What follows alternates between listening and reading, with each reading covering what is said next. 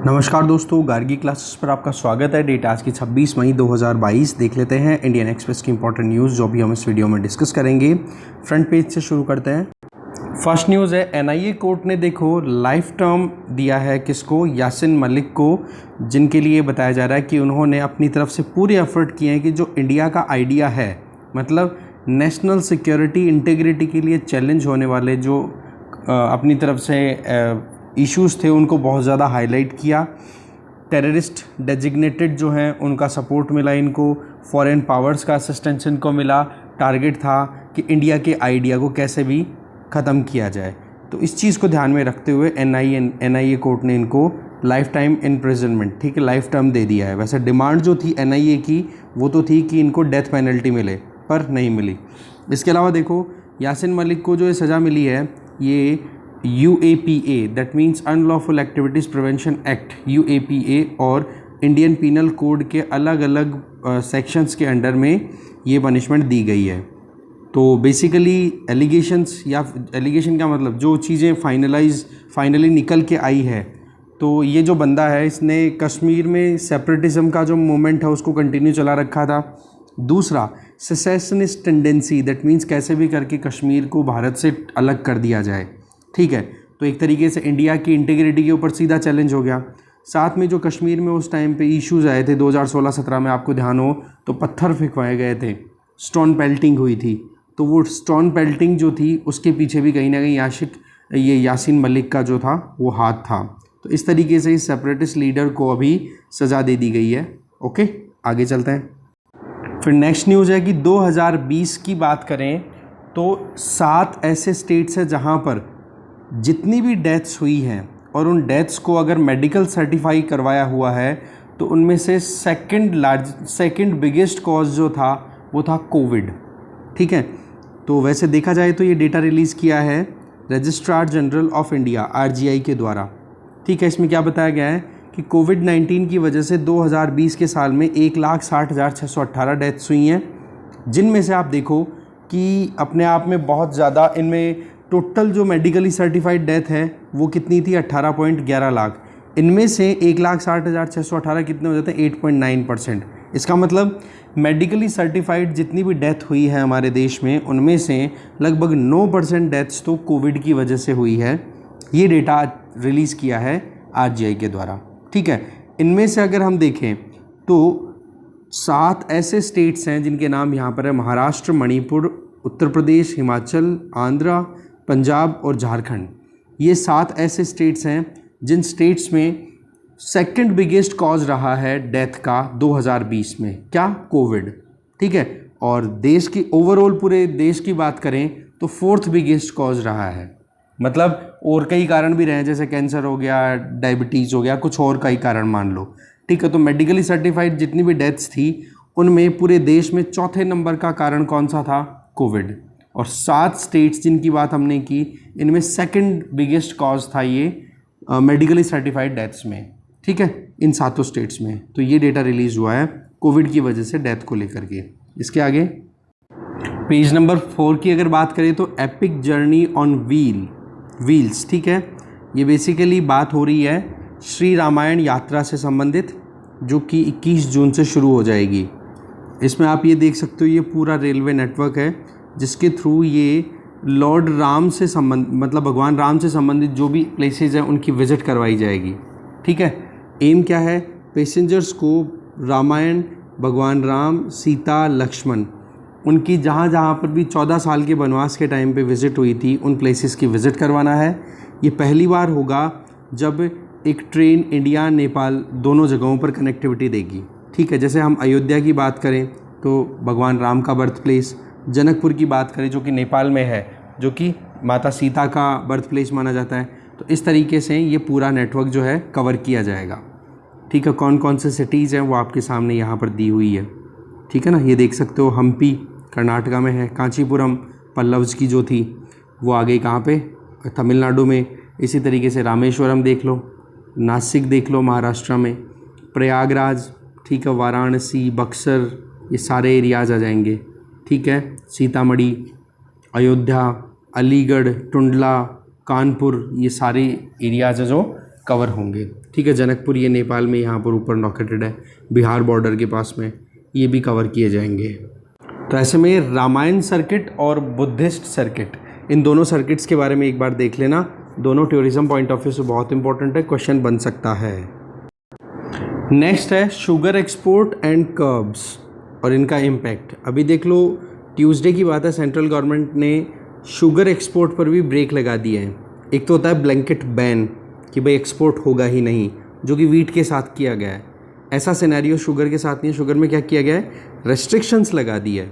मतलब ये कि अब से जो 1 जून के बाद में जो भी शुगर एक्सपोर्ट होगा ना, उसका अप्रूवल गवर्नमेंट से लेना पड़ेगा। ठीक है, तो फ्री कैटेगरी से हटा करके किस में डाल दिया गया, रेस्ट्रिक्टेड कैटेगरी में। और ये नोटिफिकेशन रिलीज़ किया गया directorate general of foreign trade के द्वारा। वजह क्या है, महंगाई को कंट्रोल करना। वैसे देखा जाए तो चीनी में इतनी महंगाई ज़्यादा नहीं बढ़ रही है, चीनी कंट्रोल में ही है ना, पर फिर भी गवर्नमेंट जो है सोच समझ कर कोई चांस नहीं लेना चाहती। तो इस केस में अगर अब जो भी शुगर का एक्सपोर्ट होगा 1 जून के बाद में, तो उस एक्सपोर्ट को अप्रूवल लेना पड़ेगा। किससे, डायरेक्टरेट ऑफ शुगर, जो कि ministry of consumer affairs, food and public distribution के अंडर आती है, तो उससे अप्रूवल लेना पड़ेगा एक्सपोर्ट से संबंधित। इसके आगे फिर ये पॉइंट यहाँ पे बताया जा रहा है कि टोटल प्रोडक्शन में से कितना एक्सपोर्ट, कितना क्या होने वाला है। तो अगर हम देखें इस साल की बात करें, 2022 एंड आ जाएगा ना, तो लगभग 100 लाख टन शुगर एक्सपोर्ट कर चुके होंगे। फिर भी 70 लाख टन के लगभग आप देख लो कि मतलब 100 लाख टन का टारगेट है, उनमें से 70 लाख टन तो ऑलरेडी हम एक्सपोर्ट कर चुके हैं, और फिर भी अच्छा खासा हमारे पास में स्टॉक बच जाएगा। तो ये चीज़ बताई जा रही है। मतलब शुगर की इतनी शॉर्टेज नहीं है, बट गवर्नमेंट का टारगेट है, देखो कि महंगाई को कैसे भी हमें कंट्रोल करके रखना है। फिर बात आ जाती है कि एक्सपोर्ट का जो सिस्टम है वो काम कैसे करता है। देखो हमारे यहाँ पर क्या होता है कि जब कभी भी शुगर एक्सपोर्ट सीज़न शुरू होता है, तो उसके पहले सेंट्रल गवर्नमेंट एक्सपोर्ट का टारगेट फिक्स कर देती है कि इतना एक्सपोर्ट शुगर का हमें करना है, और साथ में उस एक्सपोर्ट करने के लिए गवर्नमेंट अपनी तरफ से सब्सिडी भी प्रोवाइड करती है। इससे क्या है कि हमारी जो चीनी है वो इंटरनेशनल मार्केट में थोड़ी सस्ती बिक सके। ठीक है, तो इस तरीके से एक्सपोर्ट टारगेट फिक्स कर दिए, सब्सिडी फिक्स कर दी। तो इसका ट्रेंड अगर हम देखें तो 2017-18 की बात की जाए तो गवर्नमेंट ने टारगेट फिक्स किया था 20 लाख टन एक्सपोर्ट करनी थी शुगर। उसके लिए सब्सिडी मैक्सिमम कितनी सेट की, 1540 करोड़। अल्टीमेटली 2017-18 में एक्सपोर्ट कितना हुआ, ओनली 6.2 लाख टन, और सब्सिडी कितनी फैसिलिटेट की गई उस पर, 440 करोड़ रुपए की। इसी तरीके से 2018-19 में भी टारगेट और सब्सिडी फिक्स हुए, 2019-20 में भी हुए।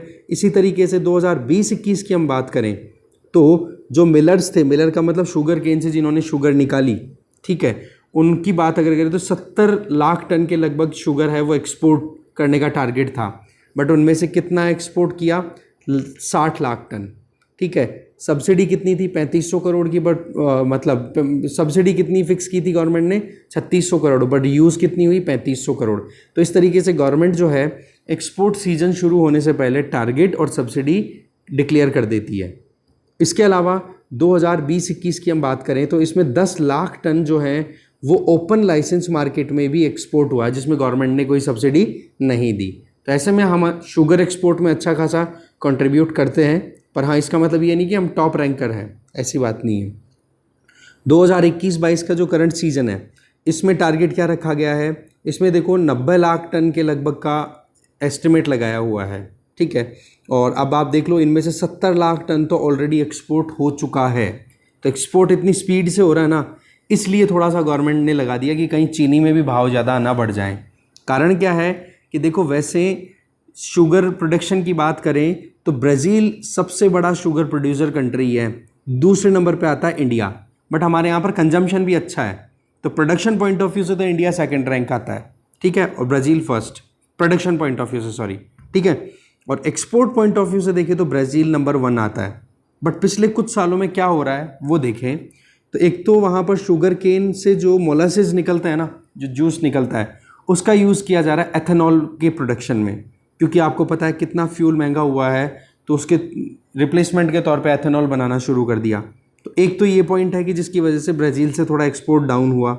इसके अलावा थाईलैंड जैसे कंट्रीज़ में थोड़ा सूखा पड़ गया, ठीक है। इसके अलावा ब्राज़ील में भी सूखा पड़ा, और जो कि ब्राज़ील पे डिपेंडेंट कंट्रीज़ हैं उनका भी हाल ख़राब हो गया। ओवरऑल इंटरनेशनल मार्केट में शुगर सप्लाई जो है वो डाउन चली गई। इस परिस्थिति में इंडिया ने एक मौका है वो बना लिया, जिससे कि हमारा जो शुगर स्टॉक है वो काम आ गया और हम जो है एक्सपोर्ट कर पा रहे हैं। अब एक्सपोर्ट करने में क्या होता है, खेतों से शुगर केन आया मिलर्स के पास में, मिलर्स ने शुगर बनाई जो एक्सपोर्ट कर दी, एक्सपोर्ट के बदले में पैसा मिलर्स के पास आया तो मिलर्स ने भी फार्मर्स को अच्छे टाइम पे पेमेंट कर दिया, तो फार्मर्स को और इनकरेजमेंट मिला कि भाई हमें और शुगर केन प्रोड्यूस करना चाहिए। ठीक है, तो इस तरीके से इंडिया का एक्सपोर्ट प्रीवियसली अभी बढ़ पाया है। ठीक है, तो इस तरीके से इंटरनेशनल सप्लाई चेन का इशू बन जाता है अपने आप में कि कहाँ ब्राज़ील हाईएस्ट एक्सपोर्टर है, लार्जेस्ट एक्सपोर्टर है, उसके बावजूद वहाँ पर प्रॉब्लम चल रही है, तो इंडिया को मौका मिल गया।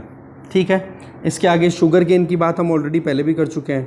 इसके संबंध में अशोक गुलाटी जी ने जो बोला था कि भाई राइस और शुगर केन दो बहुत ज़्यादा पानी कंज्यूम करने वाली क्रॉप्स हैं और इनको हम एक्सपोर्ट करते हैं, तो इसका मतलब हम हमारे नेचुरल रिसोर्सेज को एक्सपोर्ट करते हैं, जैसे कि पानी है उसी को एक्सपोर्ट कर रहे हैं। अभी की सीज़न की बात करें तो बात ऐसी है कि गवर्नमेंट ने ब्लैंकेट बैन नहीं लगाया है, ऐसा नहीं कि कोई भी एक्सपोर्ट करेगा ही नहीं। कारण कि प्रोडक्शन की हम बात करें तो इस साल में लगभग 350 लाख टन के लगभग शुगर प्रोड्यूस हो जाएगी। ठीक है ना, तो उसमें अच्छा और उसमें भी 34 लाख टन के लगभग तो एथेनॉल के लिए डाइवर्ट होगा और बाकी बचा हुआ जो है उसमें से एक्सपोर्ट भी होगा और कंजम्पशन के लिए भी काम आएगा। तो बोला शॉर्टेज की टेंशन नहीं है, बट जो और तरफ हम जो शॉक्स महसूस कर रहे हैं महंगाई के, तो बोला उन चीज़ों को हमें थोड़ा सा पहले से शुगर में नहीं गवर्नमेंट जो है वो चांस लेना चाहती। शुगर के भाव बोले पिछले 3-4 सालों में यही 40-41 रुपये किलो के लगभग फंसे पड़े हैं, ये नहीं बढ़े हैं अभी तक। ठीक है, बट महंगाई जब बढ़ती है तो शुगर भी कोई बड़ी चीज़ थोड़े ना है, तो इसलिए गवर्नमेंट जो है वो वही बात है, दूध के जले छाछ भी फूक फूक के पी रहे हैं, वो वाली चीज़ है। आगे चलते हैं। फिर नेक्स्ट है देखो कि मॉनेटरी पॉलिसी कमेटी की जो एक्टिविटीज़ थी मॉनेटरी पॉलिसी में, जो रिवर्स रेपो रेट और जो CRR है उसको तो राइज़ कर ही लिया था। अब फिस्कल पॉलिसी ने भी अपनी तरफ से अपना खेल शुरू कर दिया, जिसमें आपको पता है कि फ्यूल पे जो एक्साइज ड्यूटी है वो रिड्यूस कर दी, टैक्स रिड्यूस कर दिए, जिससे कि ओवरऑल अगर देखें तो सस्ता माल बिकना शुरू हो जाए। ठीक है, तो ऐसे में एक तरफ तो RBI की तरफ से काम करना कि भाई मॉनेटरी पॉलिसी है उसको इस तरीके से मैनिपुलेट करना जिससे कि मार्केट में एक्सेस में मनी सप्लाई ना हो, क्योंकि एक्सेस मनी सप्लाई ज़्यादा डिमांड करेगी और डिमांड अगर ज़्यादा हो जाती है तो वो चीज़ फिर अपने आप में क्या प्रॉब्लम क्रिएट कर देगी, कहीं ना कहीं और महंगाई को बढ़ा देगी।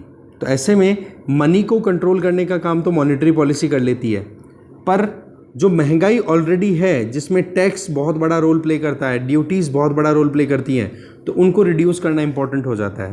तो गवर्नमेंट ने टैक्स को रिड्यूस किया फ्यूल पे, इसके अलावा जो हम इंपोर्ट करते हैं रॉ मटेरियल्स उन पे जो इंपोर्ट ड्यूटीज़ लगती हैं उनको रिड्यूस किया। तो इस केस में आप देख सकते हो कि कैसे दोनों पॉलिसीज़ इन टेंडम काम कर रही है, क्योंकि टारगेट है इन्फ्लेशन को कंट्रोल करना। अब सवाल ये आ जाता है कि क्या इन्फ्लेशन ही एक सरदर्दी है हमारे देश के लिए? तो ऐसे में केवल इन्फ्लेशन नहीं है, हमारे यहाँ पर हाई अनएम्प्लॉयमेंट भी बहुत बड़ी परेशानी है। पर होता क्या है कि अनएम्प्लॉयमेंट इतना ज़्यादा पॉलिटिकल कॉस्ट नहीं देता है, मतलब ये कि चुनाव में बेरोज़गारी का इतना असर नहीं पड़ता जितना कि महंगाई का पड़ता है। बेरोज़गारी का पड़ता है पर कंपैरेटिवली महंगाई ज़्यादा इफेक्टिव होती है हमारे यहाँ पे।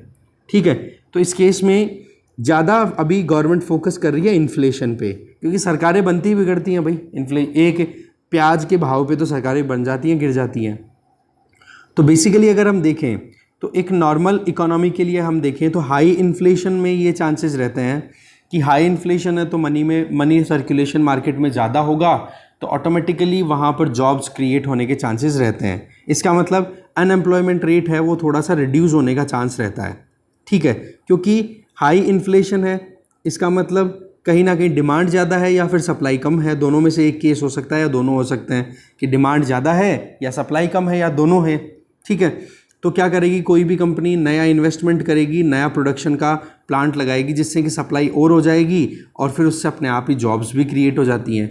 तो हाई इन्फ्लेशन जो है वो अनएम्प्लॉयमेंट रेट को रिड्यूस करने में हेल्प करती है, पर ये हमेशा ऐसा ही केस नहीं बना रहता, अलग अलग इकोनॉमीज़ में अलग अलग एक्सपीरियंसेस किए जा चुके हैं।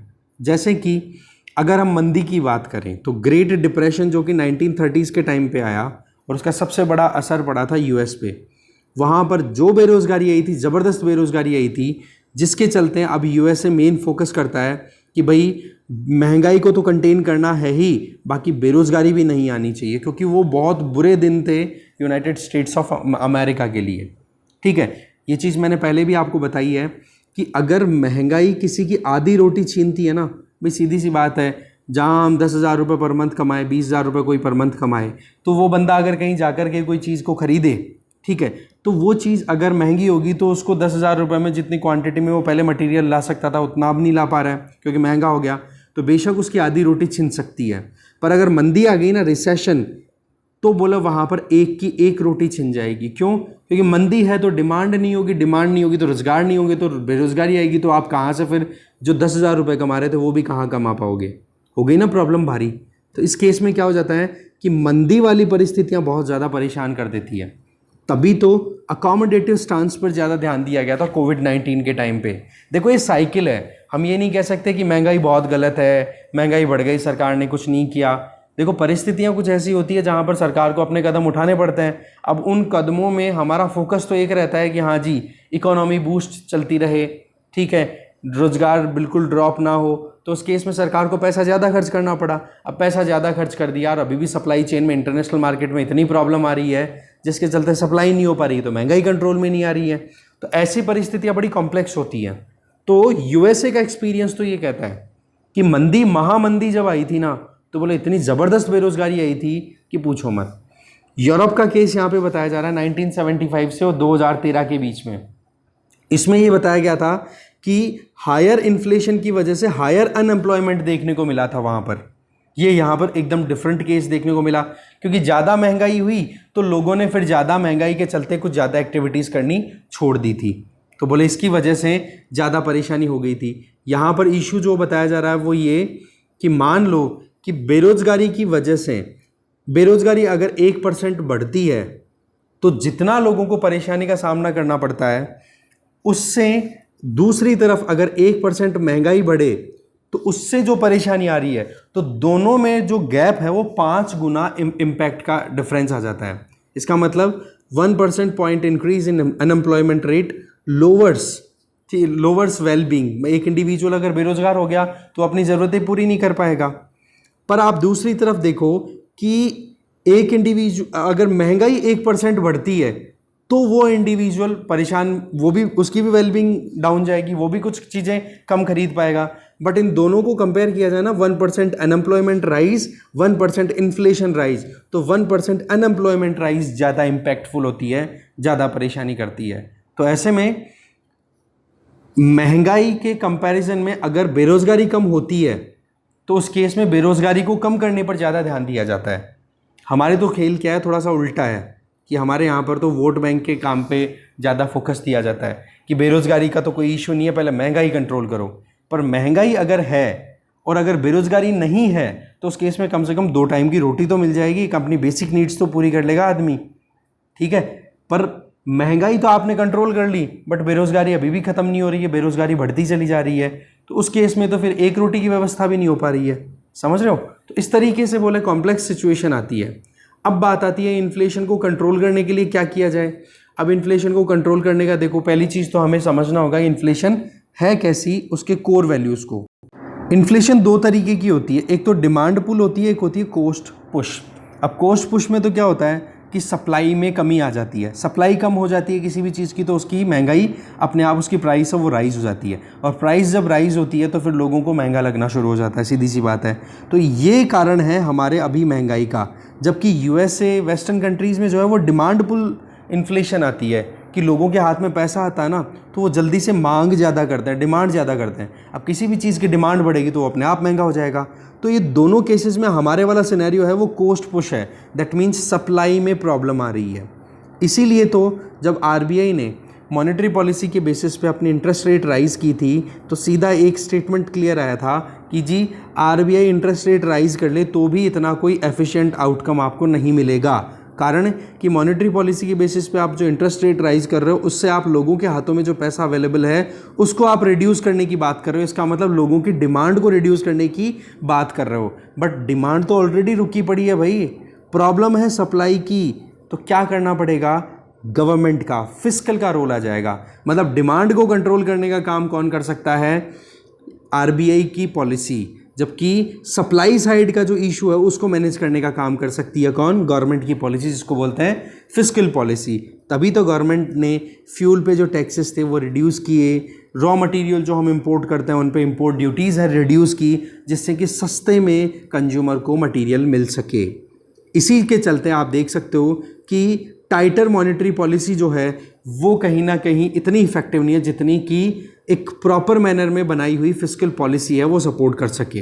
अब फिस्कल पॉलिसी में अगर आपने खर्चा रिड्यूस करना है तो उसके लिए थोड़ा समझना भी पड़ेगा। कैसे? देखो, गवर्नमेंट अगर ज़्यादा पैसा खर्च करती है कैपिटल पे, तो कैपिटल एक्सपेंडिचर से तो क्या होता है कि गवर्नमेंट कुछ एसेट भी क्रिएट कर रही है, जॉब्स भी क्रिएट हो रहे हैं। तो इस केस में क्या होता है? बेरोजगारी भी कम होती है और ये तो इकोनॉमी के लिए अच्छा रहता है। जबकि दूसरी तरफ अगर रेवेन्यू एक्सपेंडिचर की हम बात करें तो गवर्नमेंट उसमें कोई एसेट तो क्रिएट करती नहीं है, बस खर्चे होते चले जाते हैं। तो ये रेवेन्यू एक्सपेंडिचर है ना, इसको कंट्रोल करना ज़रूरी है। और यही कहीं ना कहीं गवर्नमेंट ने बजट के अपने स्टेटमेंट में फाइनेंस मिनिस्टर ने बोल भी दिया था कि भाई हमारा अब टारगेट है कि कैसे भी करके कैपिटल एक्सपेंडिचर को राइज करना है। इसके अलावा जो अभी गवर्नमेंट ने अपनी तरफ से एक्सपेंडिचर कंट्रोल करने की बात की, टैक्सेशन को रिड्यूस किया, तो ये चीज़ें बैलेंस कर सकती हैं इन्फ्लेशन को।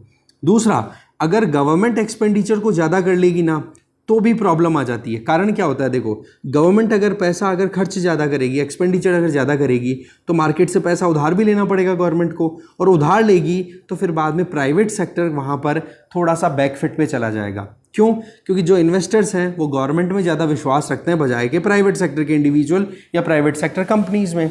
तो इस केस में क्राउड आउट हो जाएगा प्राइवेट सेक्टर। तो इस तरीके से गवर्नमेंट को इन्फ्लेशन को कंट्रोल करना है तो खुद के खर्चों को भी कंट्रोल करना होगा, और इन्वेस्टमेंट को अट्रैक्ट करना है तो भी खुद के खर्चों को कम करना होगा। ठीक है?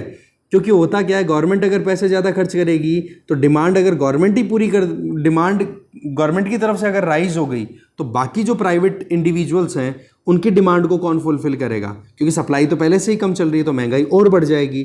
तो इस केस में ओवरऑल बात क्या आ रही है कि गवर्नमेंट को अपनी तरफ से एक्सपेंडिचर है उसको भी कंट्रोल में करने की ज़रूरत है, तो उधार लेने की जो नौबत आ रही है उसको भी कंट्रोल करने की ज़रूरत है। साथ में इंटरेस्ट रेट जो है उसको भी ज़्यादा राइज करने की हमें ज़रूरत नहीं है, क्योंकि हमारी जीडीपी अभी भी अच्छे से ट्रैक पे नहीं है। ठीक है, जीडीपी की जो ग्रोथ रेट है, कारण क्या है कि जब हमने अकोमोडेटिव स्टांस कंटिन्यू किए थे, जब repo rate, reverse repo rate इनको रिड्यूस कर दिया था कोविड के टाइम पे, तो टारगेट क्या था कि इकोनॉमी तो कम से कम कंटिन्यू चलती रहे अपनी साइकिल, उसको प्रॉपर्ली हम मैनेज कर सकें।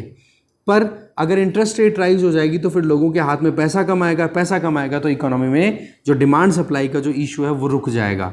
तो ओवरऑल गवर्नमेंट को भी अपनी पॉलिसीज़ को प्रॉपर इंप्लीमेंट करने की ज़रूरत है, और आरबीआई को भी जल्दबाजी करने की ज़रूरत नहीं है। पर हाँ, जो काम भी करो दोनों साथ मिल करके करो। ठीक है, ये चीज़ यहाँ पे बताई जा रही है। आगे चलते हैं। बस बाकी और कोई इतनी इंपॉर्टेंट न्यूज़ है नहीं। बस एक स्पोर्ट्स पेज पे अगर नज़र डालें तो जो रॉयल चैलेंजर्स बेंगलुरु है उन्होंने लखनऊ सुपर जायंट्स को हरा दिया है। ठीक है, फर्स्ट एलिमिनेटर में।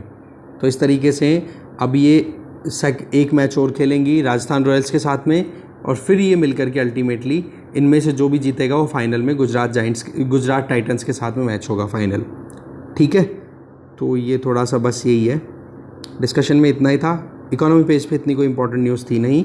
Thank you very much.